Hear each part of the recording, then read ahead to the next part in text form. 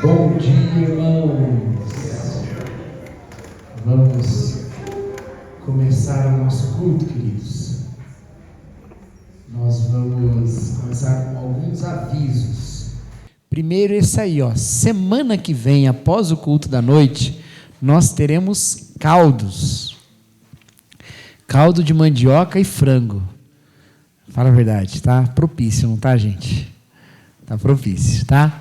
Então, tudo pra gente levantar recursos para nossa EBF, tá bom? Então, após o culto da noite, prepare-se já para tomar um caldo bem quentinho, tá? E participar aí da nossa EBF, tá bom? Lembrando que a EBF vai ser no último fim de semana de julho e que a gente vai precisar de voluntários, tá? Então, vamos ajudar aí, é sempre uma bênção, tá bom? Aí, ó, o aviso aí, tá? Divinamente, ensinando as crianças a lidar com as emoções à luz da palavra de Deus. Vai ser muito legal, tá bom, gente? Tem sido sempre temas muito criativos e muito propícios, né? No ano passado nós falamos da criação, esse ano nós queremos falar desse tema aí, e temos testemunhos de que é uma abordagem muito rica, que já foi também aplicada em outras igrejas, então vamos levar isso para as nossas crianças também, tá bom? Põe o próximo aí, eu não sei qual que é, eu vou seguir você. Isso, Arraiá e BVN. Meus queridos, deixa eu esclarecer um negócio aqui, tá? Nós tivemos uma mudança nesse assunto, não? Nós íamos incluir no Arraiá a ideia da gente levantar recursos também para as questões aqui, mas nós resolvemos mudar essa filosofia, tá? Então nós vamos ter um tempo de comunhão mesmo, como a gente fez no ano passado, tá bom? Não é por nenhum motivo assim, é só porque envolve uma logística maior, tá bom? Se a gente tiver que vender coisa, envolve uma logística maior, um planejamento maior, é mais difícil. E aí acaba que também até o retorno financeiro não é tão alto assim. Então, por causa disso, acabou que a gente mudou um pouquinho a abordagem. Então, na verdade, nós vamos ter... Cada irmão vai trazer alguma coisa, como a gente fez ano passado. Quem foi ano passado, lá na casa de aconselhamento? Cleonice, você foi também, Milton, está esquecido? Foi muito gostoso, foi um tempo de comunhão, alegre, foi muito bom. Foi lá na casa de aconselhamento, esse ano vai ser aqui na igreja, né? E vai ser muito bom também. Aí cada um traz, a gente está dando os grupos, os líderes estão dando, né?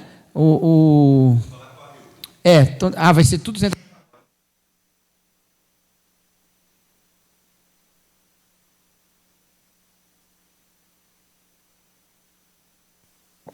Então vai ser com a Rio, tá? Aí a Rio designa aí algumas coisas, ou você fala, eu quero trazer tal coisa, aí ela vê se cabe ali, porque se todo mundo trouxer a mesma coisa, vai ficar só uma coisa, né? Mas a ideia é nós termos um tempo de comunhão, tá bom, queridos? E nós estarmos juntos aqui. Pode trazer visitante? Pode, tá bom? Pode trazer. Antes a gente ia fazer aberto, né? Para outras pessoas virem, para contribuir também e tal. Aí a gente resolveu mudar um pouquinho, fazer como a gente fez ano passado. A ideia é mais a gente ter uma festa, uma comunhão, uma aproximação, ter bastante gente nova na igreja, a gente conhecer mais uns aos outros. Tá bom, pessoal? Então é nesse sentido, tá? Mas mesmo pela questão logística aí, a gente tomou esse outro rumo, tá bom? Então, dia 28 de junho, último sábado do mês aqui, às 7 horas da noite, tá? Olha, gente, ano passado o povo se dedicou na comilança, hein? Tava bom demais, não tava, Milton? Não sei se você está muito lembrado, né? Que você não levantou a mão, acho que não te marcou muito, não.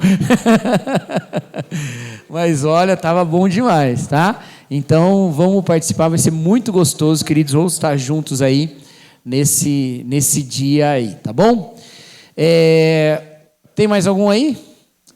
Então, vamos continuar lembrando nossa campanha das mesas e cadeiras, tá? Quem viu um buracão ali na frente ali? Alguém viu um buracão? Você viu, Mel? Você estava explorando ali, né, Mel?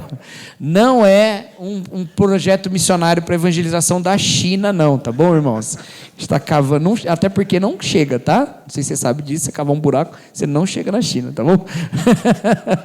A gente cavou lá para colocar um poste, não é? Porque a gente precisa mudar a entrada da igreja para para instalar o ar-condicionado. E já tem esse buraco porque a gente está muito próximo de concluir isso, tá bom, queridos? Nós temos, na verdade, assim, nós recebemos algumas doações que cumprem a parte do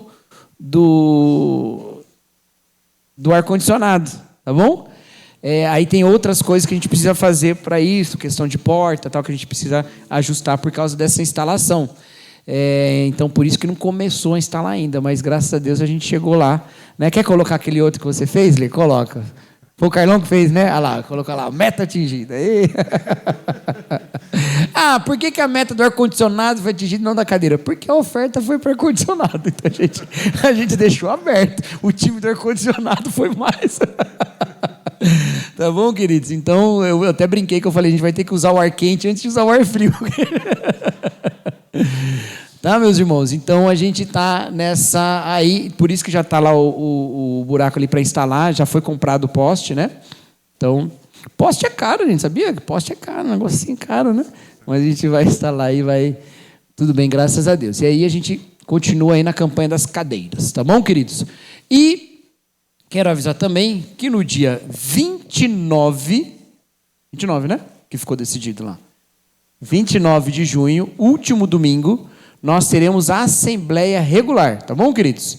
Então, todos os membros da igreja aí, a Assembleia dia 29 de junho, último domingo, pela manhã, como a gente sempre faz, né? Depois do culto da manhã, tá? A gente precisa sempre avisar com 2 semanas de antecedência, por estatuto. Então, estamos avisando hoje e aí, domingo que vem, a gente avisa de novo, tá bom? Então, prepare-se aí. É isso, né, Lê? Tem mais alguma coisa aí? Acabou? Tranquilo? Algum ensaio de coral, alguma coisa? Não? Então é isso mesmo. Tá bom? Vamos orar, meus irmãos, para a gente começar nosso período de adoração.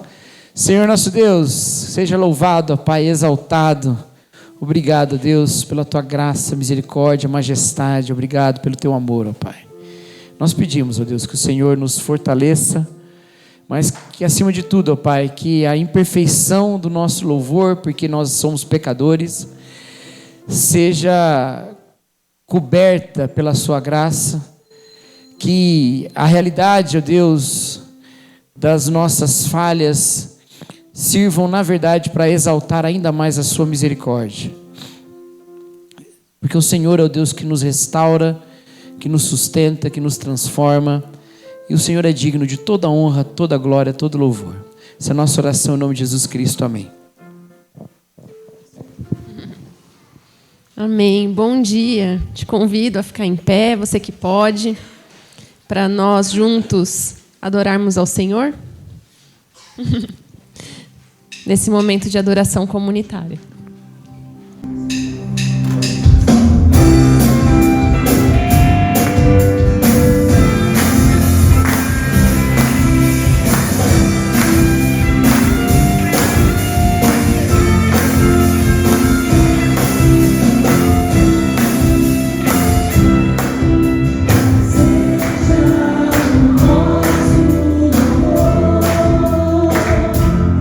Cada dia que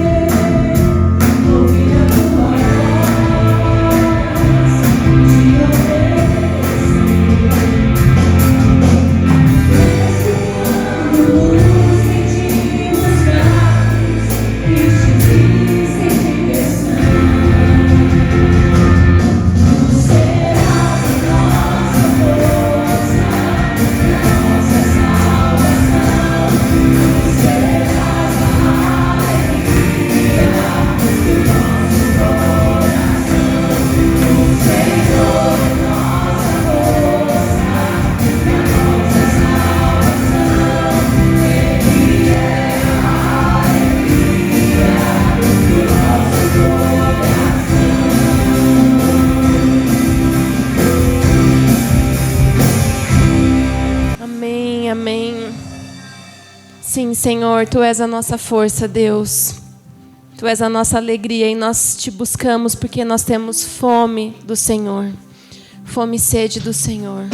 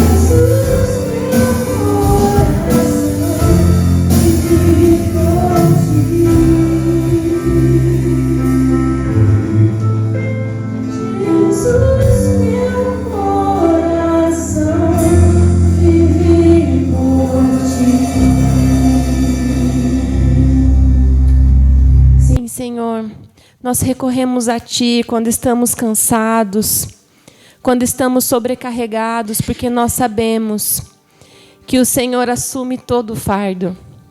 porque o Senhor é quem realmente transforma todas as coisas. E como é bom poder deixar a nossa fé, a nossa esperança no Senhor. Que bom que nós temos o Senhor, Deus.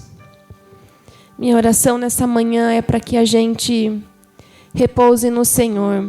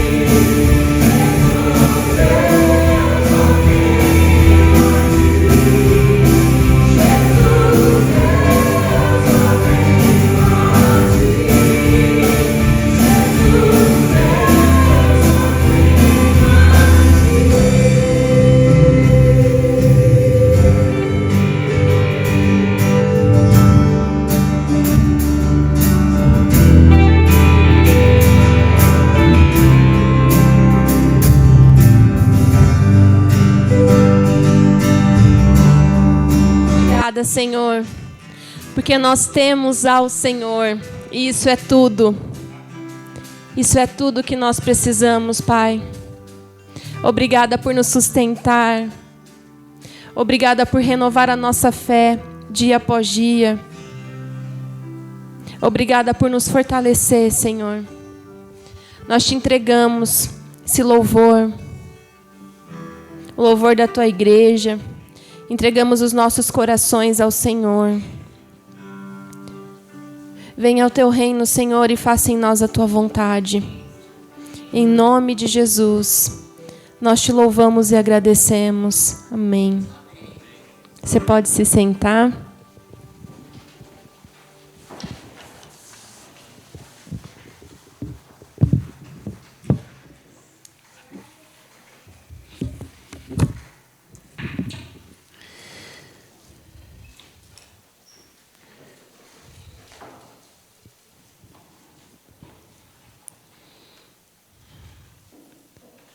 Como é bom nós podermos dizer, Senhor, eu só tenho a Ti, e isso ser algo que não demonstra um desespero.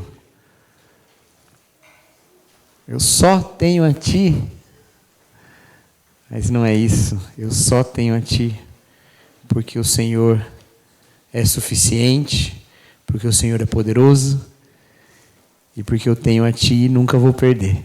Amém? Graças a Deus por isso. Convido os irmãos a abrirem as suas Bíblias na Epístola de Tiago, no capítulo 1.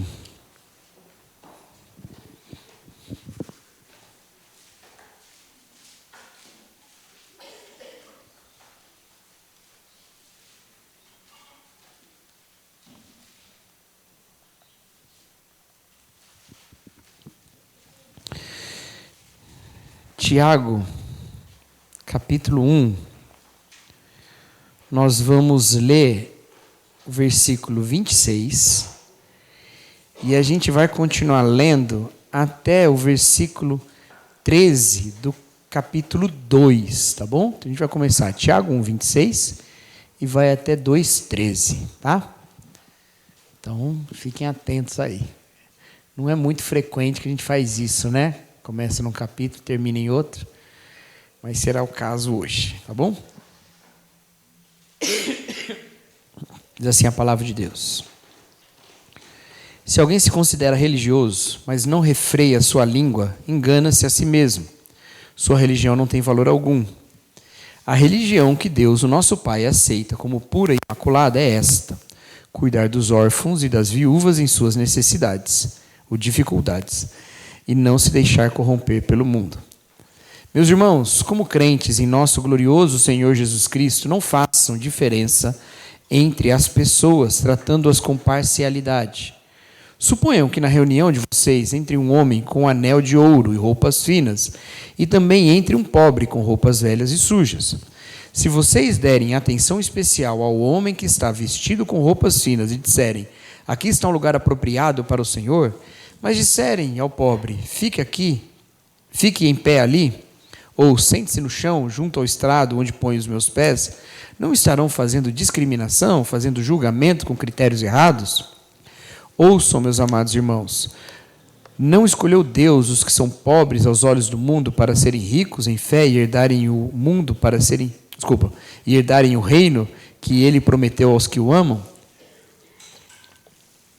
Mas vocês têm desprezado o pobre. Não são os ricos que oprimem vocês? Não são eles que os arrastam para os tribunais? Não são eles que difamam o bom nome que sobre vocês foi invocado? Se vocês de fato obedecerem à lei do reino encontrada nas Escrituras, que diz: ame o seu próximo como a si mesmo, estarão agindo corretamente. Mas se tratarem os outros com parcialidade, estarão cometendo pecado e serão condenados pela lei como transgressores. Pois quem obedece a toda a lei, mas tropeça em apenas um ponto, torna-se culpado de quebrá-la inteiramente. Pois aquele que disse: não adulterarás, também disse: não matarás. Se você não comete adultério, mas comete assassinato, torna-se transgressor da lei. Falem e ajam como quem vai ser julgado pela lei da liberdade, porque será exercido juízo sem misericórdia sobre quem não foi misericordioso. A misericórdia triunfa sobre o juízo.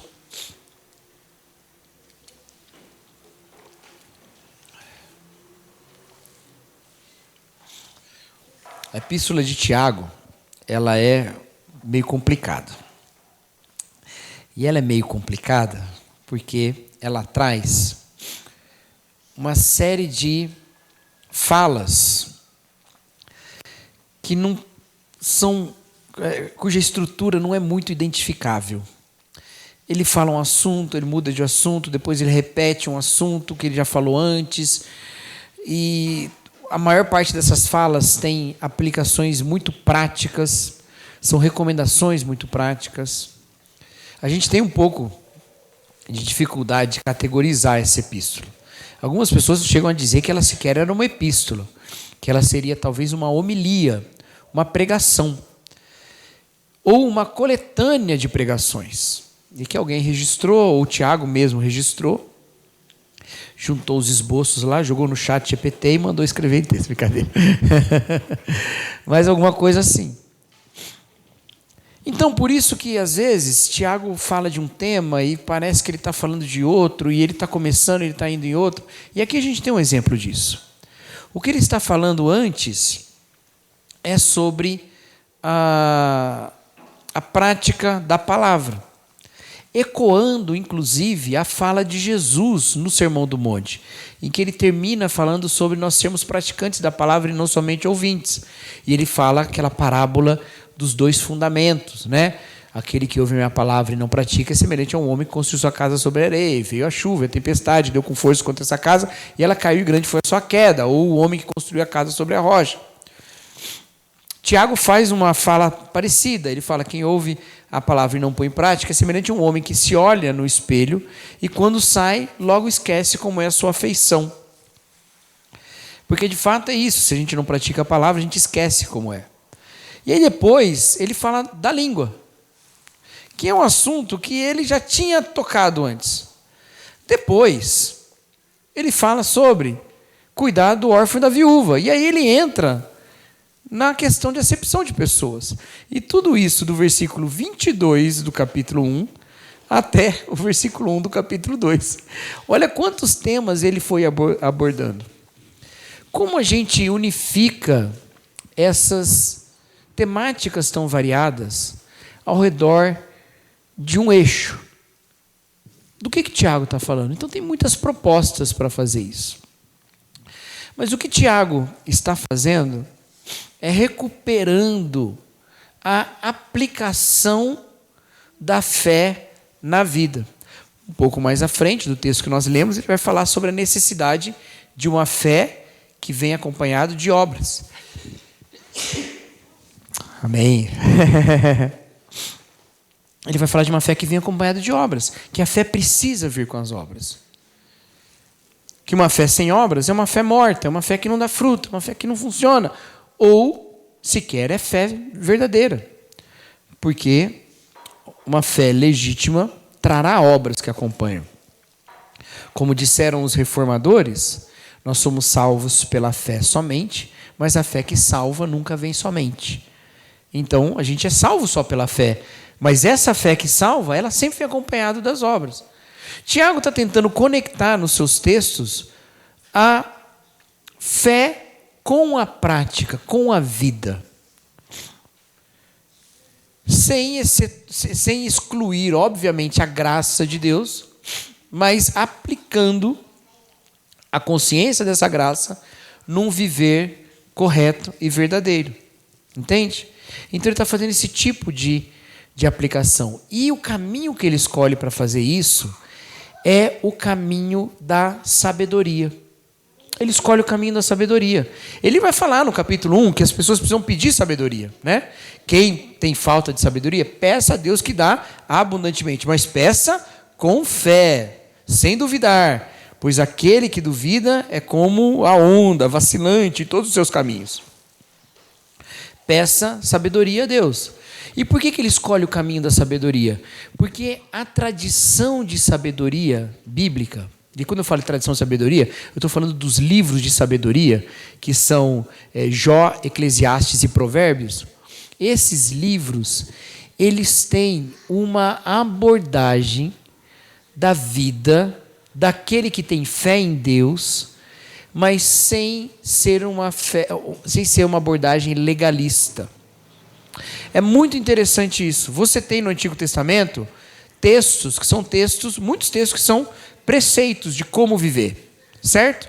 Mas há textos preceptivos que são lei. Então você vai lá para a Torá, você vai encontrar a lei, certo? Não matarás, não adulterarás, tudo lá. Mas você tem textos preceptivos também que são textos de sabedoria. Ensina o teu filho no caminho que deve andar. Quando for visitar alguém, não fica muitos dias lá. Tem todas essas coisas no livro de Provérbios, né? Você trabalhou muito, juntou muito dinheiro, e quando você morrer, para quem vai ficar? Né? Lembra-te do teu Criador no dia da sua mocidade. Isso não é lei, isso é sabedoria. É um compartilhar de sabedoria numa trajetória de observação da vida. Tiago escolhe esse caminho. Alguns vão dizer que Tiago é o livro de sabedoria do Novo Testamento. E que ele vai falar, então, que esse conhecimento de Deus, na fé, pela fé, é traduzido numa vida sábia. E essa vida sábia gera o quê? Então, quando a gente encontra esse texto aqui, ele parte de uma palavrinha que a gente traduziu por religioso. Eu digo a gente traduziu por religioso porque a palavra religião vem do latim e o texto é escrito em grego, né? Ela não é uma palavra que vem do grego. Então a gente traduziu por religioso, mas a ideia é essa mesmo, né? De alguém devoto. Alguém que se considera devoto, religioso, mas não refreia a sua língua, engana-se a si mesmo e a sua religião não tem valor nenhum. E aí ele vai dizer qual que é a verdadeira religião?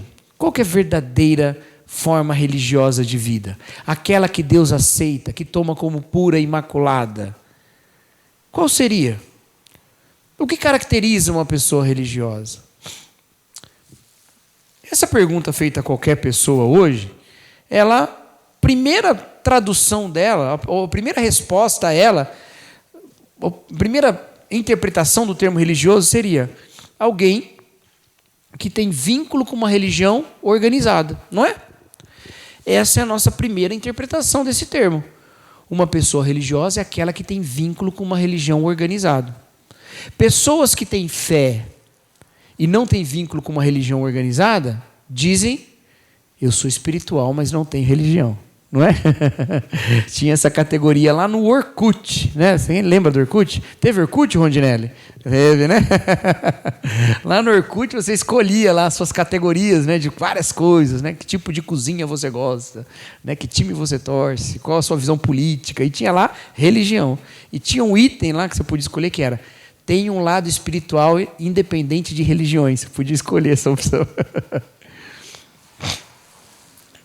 Quando a gente fala religioso, a gente não está dizendo simplesmente uma pessoa que tem fé no metafísico.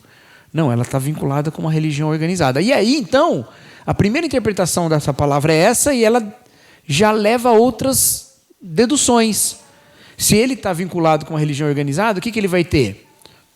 Tem um historiador das religiões que define religião como composta por 3 elementos: rito, mito e seres sobrenaturais. Eu gosto dessa definição, porque ela é bem abrangente. Então, se essa pessoa é religiosa, ela tem rito. Ou ela vai no culto, vai na missa, vai num... sei lá. Né? Se envolve com alguma coisa, né? Algum tipo de cerimônia, certo? Ela tem mito, ou seja, as histórias... Mito não é mentira não, tá? Ela tem as histórias que formam a sua visão de mundo. Seja histórias da Bíblia, seja histórias do Alcorão, sejam histórias... né?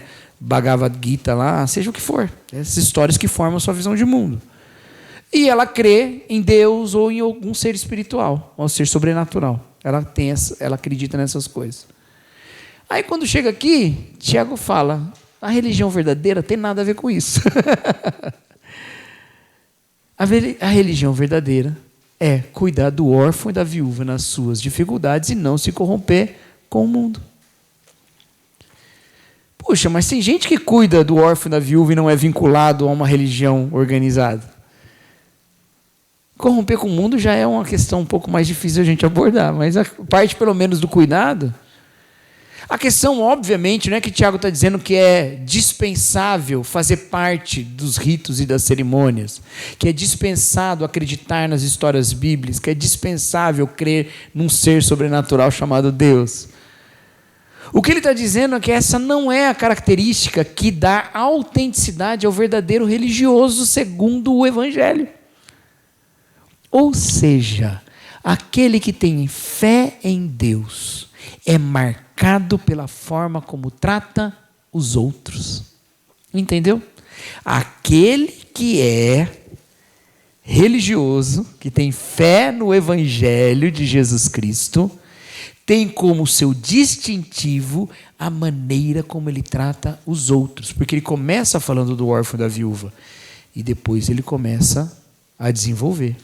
Ele já tinha falado da língua antes, né? Então a gente tem um jeito de falar, não é dado a fofoca, não é dado a mentira, a maledicência, ao xingamento, né? Cuida da boca. Ele vai dizer, inclusive, que quem não peca com os lábios é perfeito.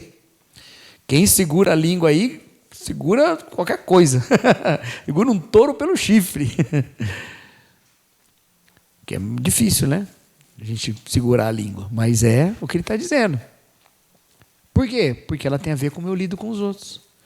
E aí ele vai falar sobre como as nossas reuniões podem ser reuniões de religiões não autênticas.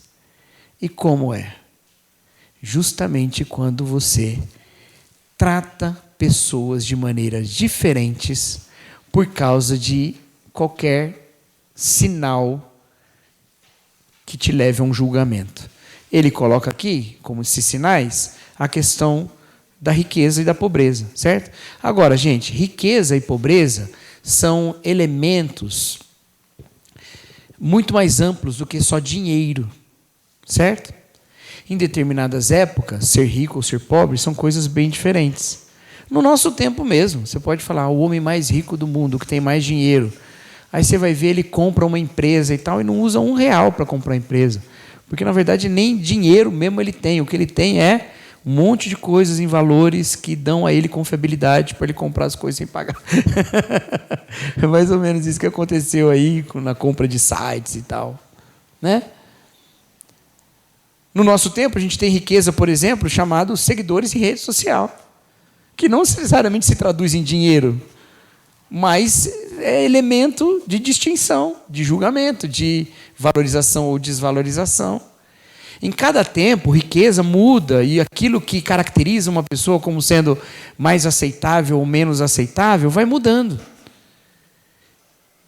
Então, não adianta a gente pegar aqui e aplicar isso apenas a uma igreja que trata ricos de um jeito e pobres de outro, mas a pensar em qualquer tipo de distinção que a gente faça entre pessoas. Porque o que é dito aqui é não faça acepção de pessoas, não cometa discriminação. Entendeu? A verdadeira religião molda a maneira como a gente lida com os outros. E isso, num contexto de comunidade, faz com que nós olhemos as pessoas para além das caracterizações que o mundo faz delas. E essa é uma maneira de se preservar, de se contaminar do mundo. O que o mundo de fato contamina a gente não é simplesmente nos tentando com imagens sensuais, não é simplesmente nos levando a uma vida absolutamente gananciosa, que quer mais dinheiro. Essas coisas todas contaminam também. Mas não é só isso. O mundo contamina a gente quando ele coloca na nossa mente padrões absolutamente pecaminosos de interpretação da realidade, especialmente julgamento do próximo. Essa é a grande contaminação do mundo. E num contexto de igreja, a contaminação do mundo está sempre vinculada. Não vou dizer isso. Reformulando. Num contexto de igreja, no nosso tempo, uma contaminação frequente é a de que nós não vemos as pessoas e só vemos os seus potenciais. Essa é uma maneira do mundo olhar as pessoas. No mundo, às vezes, não tem tempo de conhecer, de se aprofundar. Não tem tempo. Então, o que as pessoas fazem? Elas olham para as outras de acordo com seus potenciais. O que elas oferecem, o que elas me exigem. Isso pode funcionar muito bem em alguns contextos de trabalho, certo? Para avaliar a pessoa certa, no lugar certo. Ela tem o talento e a habilidade correto para essa função. Eu olho os potenciais dela. A pessoa errada para o lugar errado, não vou colocar aqui, porque não vai dar certo. Aqui tem potenciais negativos, não vou botar ela nessa função. Para esse tipo de relação, pode muito bem funcionar. Mas, às vezes, esse tipo de visão nos contamina em relações pessoais mais íntimas. Tem muita gente lidando com relacionamento amoroso como quem está fazendo uma transação. Certo? Olhando potenciais, o que oferece, o que tira, o que toma. Pensando dessa maneira. Mas esse não é o tema, eu não vou falar de relacionamento amoroso, eu quero falar de igreja. Porque a gente é contaminado por essa visão também. Uma igreja problemática é aquela que olha todo mundo sempre dentro de duas categorias possíveis. Essa pessoa ou é os talentos que ela tem, ou ela é os problemas que ela traz. Não é? Às vezes, em contexto de igreja, a gente tem essa visão. Pessoa ou é dom ou é pecado.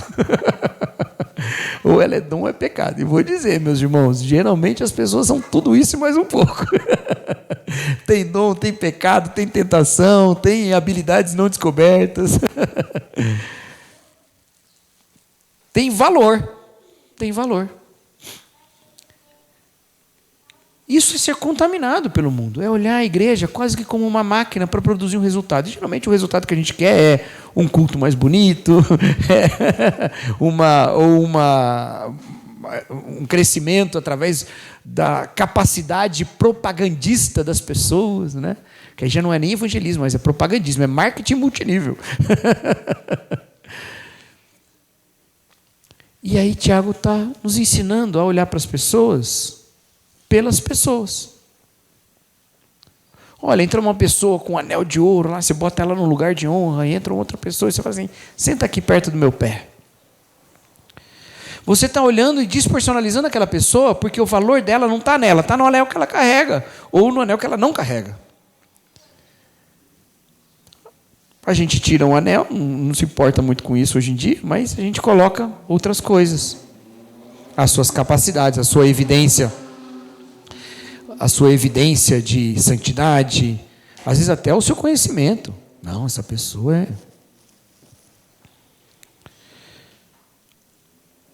A verdade, meus irmãos, é que uma igreja formada pelo Evangelho, ela é marcada também pela maneira como ela trata as pessoas, entendeu? Sim, é claro que ela é marcada por uma boa doutrina, mas é uma boa doutrina que leva a isso.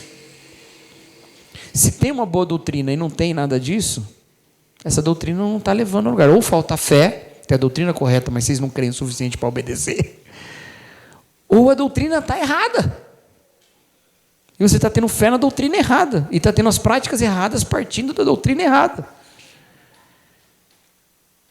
Porque uma igreja realmente salutar é aquela que tem uma cultura de valorização das pessoas. E aí, meus irmãos, eu acho que a gente precisa... Eu percebi que eu sempre tomo água no meio da frase. Vocês perceberam isso? Eu não acabo a frase para tomar água, né? Deve ser irritante demais. Obrigado pela paciência que vocês têm comigo. Mas eu acho que aquela... Assisti muito Zorra Total, né? Espero molhar o bico, né? Mas a questão, meus queridos, é que a gente precisa vencer um pouco a ansiedade de construir uma marca, de construir uma igreja que seja, sabe? A gente é tomado um pouco por essa ansiedade. E o pior é que muitas vezes os pastores são tomados assim, são ensinados assim. Não é nem maldade, tá, gente? Não é nem maldade. Às vezes é, mas geralmente não é. A gente é ensinado assim, a olhar para uma evidência de sucesso de uma igreja, a mesma evidência que a gente procura em outras questões, em empresas, em marcas, sabe? Em eventos. A gente quer as mesmas evidências de sucesso. A gente quer ter um evento 100%, sem problema nenhum, né? Aí, se esse for o nosso objetivo, eu recomendo os irmãos a me despedirem e contratarem a Nath, que é de eventos. Eu garanto que vai ficar ótimo. Ou então a gente quer ter outras coisas. A gente fica pensando nas mesmas evidências que a gente pensa para empresas do mundo, que fazem muito sentido dentro do ramo empresarial e que é positivo naquele ramo. Mas a gente é outra coisa, a gente é por outra cultura, é por outros valores, é por outro caminho. Entendeu? E a gente fica tomado por essa sociedade. E pastores são tomados por essa sociedade porque a gente vai aprendendo. Olha só que bênção que aquele irmão. E ele de fato é uma bênção. De fato ele é uma bênção. Mas as vocações mudam de igreja para igreja, de pastores para pastores. E a gente precisa vencer a ansiedade de querer todas as igrejas serem iguais. E lembrar que a gente tem que ter paciência, calma, para parar.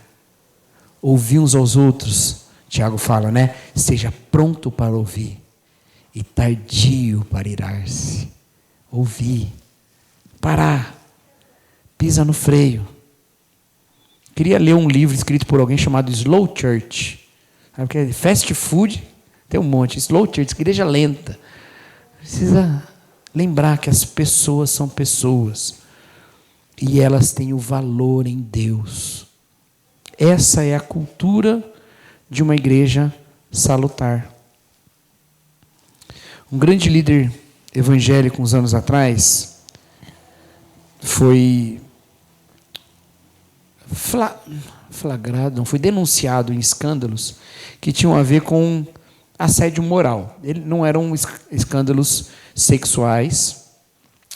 Havia um componente nos escândalos também que era econômico, financeiro, tá? Ele não era exatamente um desfalque da igreja, ele não roubou a igreja, mas ele agiu com uma certa corrupção. Mas a maior parte das denúncias era o assédio moral. Como ele tratava a liderança, como ele tratava a igreja, como ele tratava o aconselhamento. E aí resgataram uma fala desse pastor, que tinha uma igreja muito grande, muito diferente, muito, né, vista como um ótimo exemplo de presença na cidade, né? E resgataram uma fala dele em que ele dizia assim, olha, na nossa igreja, vamos inventar um nome para a igreja aqui, vamos botar uma palavra bonita aí da Bíblia, igreja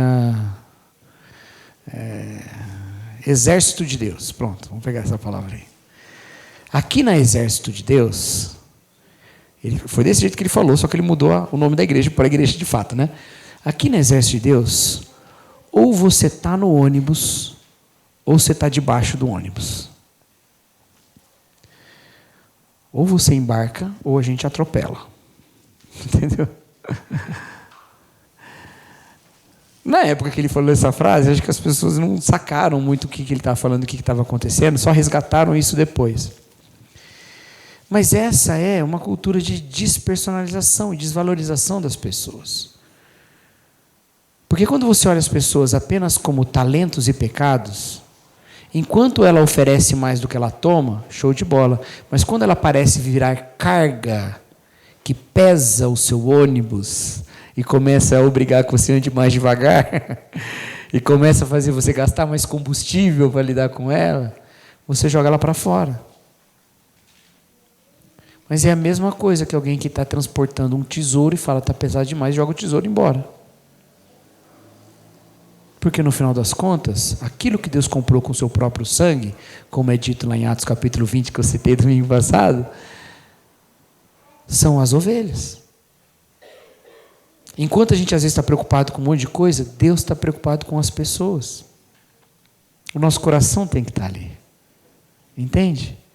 Então, Tiago continua desenvolvendo, e onde ele vai chegar com isso tudo? Ele vai dizer que existe uma lei no nosso reino. E Tiago costuma ser visto como o cara da lei, né? É uma visão errada de Tiago, tá bom? Mas ele é visto como o cara da lei. A ele é atribuído, por exemplo, quando Pedro, lá em Antioquia, que Paulo cita em Gálatas, né? Pedro se afasta dos gentios e vai comer com os judeus. O que Paulo escreve aos Gálatas é: vindo alguns da parte de Tiago. Meio assim, Tiago é o cara que ainda mantém essas questões aí, né? Lá no concílio de Jerusalém, Tiago é o que fala assim, não, beleza, tudo bem, tá ótimo, não precisa circuncidar, mas vamos dizer o seguinte para os gentios, que eles se afastem das comidas sacrificadas aos ídolos e da moralidade sexual. porque Moisés é lido nas sinagogas. Então tem uma visão sobre Tiago, que é a visão de que Tiago é o da lei. Por isso Lutero, inclusive, nem gostava da epístola de Tiago. Ele falava que era uma epístola de palha, porque ela não oferecia evangelho. Era aquela palha que é queimada, como fala lá em 1 Coríntios. Só que não é justo isso. Tiago, sim, tinha uma preocupação com como os cristãos se pareciam para os judeus, porque os judeus eram as suas ovelhas. Ele era o bispo de Jerusalém, ele cuidava daquelas pessoas. Então ele fala, galera, pisa no freio, cuidado com as minhas ovelhinhas aqui, porque eles ainda não estão tão desenvolvidos nesses aspectos. Vocês vão sair comendo carne de porco na frente deles, eles vão ficar escandalizados. Calma que eu estou trabalhando com eles, segura a onda. Sai comendo carne sacrificada a ídolo, dizendo, olha a liberdade que eu tenho em Cristo. O meu povo vai ficar abalado, eu estou trabalhando com eles, estou alimentando eles, calma. Tiago é esse cara, entendeu? Ele está pedindo calma, ele está dando um exemplo de como ele cuida daquelas pessoas. Bom, e aí quando ele chega aqui, ele vai falar, não, mas tem uma lei, e tem um jeito de cumprir essa lei. E essa lei é a lei da liberdade, que ele fala antes lá no versículo 25. E ele fala aqui de novo, tem uma lei. Essa lei é a lei do reino. E a lei do reino é, ame o seu próximo como a si mesmo. Espera aí, Tiago fala que a verdadeira religião é cuidar do outro. Ele fala que as nossas reuniões devem ser reuniões em que a gente considera a pessoa como pessoa, e não aquilo que ela oferece ou aquilo que ela toma. E ele diz que a nossa lei é amar o próximo. Não tem como ler esse texto e não perceber que a grande característica da igreja de Jesus Cristo tem a ver com a maneira como a gente trata um ao outro. Entendeu? Então a gente precisa se dedicar nisso. Valorizar o outro. E a gente começa valorizando o outro estando pronto para ouvir. Pronto para ouvir. Tá? A gente está numa época que a gente ouve muita coisa. E diz muita coisa também, né? Acho que toda época a gente falou muito, né? Se a gente ficar falando essas coisas, a gente está numa época, a gente sempre está em alguma época, né? Mas assim, há muitas maneiras de amplificar a sua voz, né? E a gente ouve muita gente, certo? Acho que é isso. E aí, quanto mais a gente ouve, mais irado a gente fica, não é verdade, gente? Fala a verdade. Quanto mais gente a gente vê postando coisa, falando coisa, dando opinião, mais bravo a gente fica. Seja famoso, seja anônimo. A gente já fica doido para também falar e derramar nossa fúria. E a gente está ouvindo uns... Até, aqui eu estou falando de gente que a gente não conhece pessoalmente, mas até gente que a gente conhece pessoalmente. Fala aí, quem já participou de uma briga em grupo de WhatsApp? As pessoas que você conhece, a família, pessoas que você ama. Não é que você não está acostumado a ouvir 365 dias no ano. Você encontra uma semana no Natal, lá, aquela tia lá, mas agora todo dia ela posta alguma coisa de uma coisa que eu não gosto. Quanto mais a gente ouve, mais a gente se irrita. Mais a gente fica pistola, como fala por aí, né? Agora, o coração de Jesus é o contrário, né? Ele o tempo todo nos ouve absolutamente tudo que a gente fala. E Ele continua nos amando mais e mais. Como pode? Eu não sei. Eu não sei. Mas eu acho que a chave está um pouco aqui. Se eu tenho que amar o próximo, quem é o próximo? O próximo não é o anel que ele carrega, não é o dom que ele tem, não é o pecado no qual ele cai. O próximo é o próximo segundo Deus vê. Ele não é nem a opinião que ele dá, ainda que ele possa dar opiniões terríveis. Mas as pessoas são pessoas. E Deus as conhece e sabe o que elas fazem, e as mesmas coisas que me irritam nela são conhecidas por Deus, mas em Deus não gera irritação do tamanho que gera em mim, mas tem amor. É impressionante isso. E esse é um movimento que a gente tem que ter. E isso vai fazer com que a gente pise no freio como igreja. Sempre, sempre. Porque se você tem que considerar os outros, você tem que ouvir, você tem que, não tem que atropelar um ao outro, faz tudo demorar mais. Faz tudo demorar mais. Mas tudo bem, a gente tem a eternidade inteira para trabalhar nisso. Porque a gente não está aqui para realizar nenhum outro aspecto da religião que não seja a verdadeira religião. Então as outras coisas são, na sua importância, limitada, contida ali. Mas as pessoas têm importância eterna. elas têm peso na história divina. Então a gente considera também. Amém, meus irmãos? Queridos, e para terminar, para falar sobre isso, para a gente encerrar. Que a gente tem um evento importante das pessoas daqui a pouco, que é almoçar, né? Eu valorizo o almoço de vocês. Isso é maravilhoso, isso, né? É maravilhoso a gente falar tudo isso, mas é lógico que nós não estamos lá. É lógico que nenhuma igreja está lá. E tudo isso é dito como valores orientadores da nossa vida. E é lógico que a gente vai errar em alguns pontos desses, ou em muitos pontos desses. Mas o importante de nós estarmos numa reunião dessa e pensarmos nessas coisas juntas, é a gente saber para onde que a gente está andando. Entendeu? É como um grupo andando junto. Certo? Um grupo está andando junto. Se alguém distrai no caminho, não dá tempo dele escapar do caminho, porque os outros estão atentos no caminho. Entendeu? Então ele anda. Aí num outro momento ele que está atento e o outro está distraído. Se a gente vai o tempo todo realinhando a nossa rota segundo a Escritura, a gente está mais pronto para orientar uns aos outros na direção certa. Então essa mensagem não é de jeito nenhum um tapinha nas nossas costas. Olha como a gente fala de coisas importantes e sensíveis na nossa igreja. Não. Essa mensagem é um desafio. É um desafio para nós. Começa no nível pessoal. Os erros cometidos em nível pessoal. A gente não está falando de gente que cometeu erros com a comunidade. Erros em nível pessoal. A gente consegue fazer esse tipo de reflexão no que nos ofende pessoalmente? O outro me ofendeu, mas ele não é a ofensa. O outro me ofendeu, mas ele não é essencialmente um ofensor. Ele foi ofensivo, mas ele é quem ele é. Vou me acertar com ele. Ou então, toda vez que ele vem é um problema. Toda vez que essa pessoa vem só vem para me pedir coisa, só vem para me... Mas ela não é isso. Ela não é isso. E a mesma coisa a gente não quer ser considerado só pelas coisas que a gente sabe que não é, mas faz. Não é? A gente quer ser considerado como a gente é. Então a gente precisa trabalhar o nosso coração nisso. Nos níveis pessoais e no nível comunitário. Amém, meus queridos? Se a gente valorizar a voz um do outro, se a gente valorizar o valor intrínseco de cada um, a gente fica mais distante de ferir uns aos outros.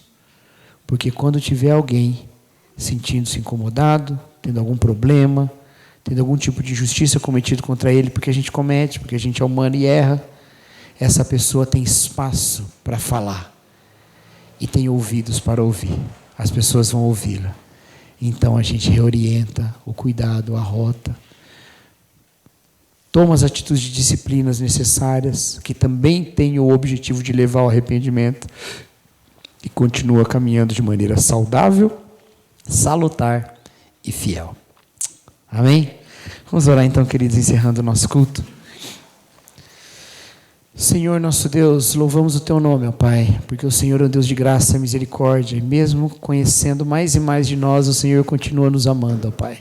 Ensina-nos a ter o coração de Jesus, a termos os ouvidos do nosso Senhor, que são sempre dispostos a ouvir o outro, a termos a consideração, ó Pai, pela imagem de Deus presente em cada pessoa, ao invés de termos apenas opiniões, julgamentos e tratarmos o outro como dons ou pecados.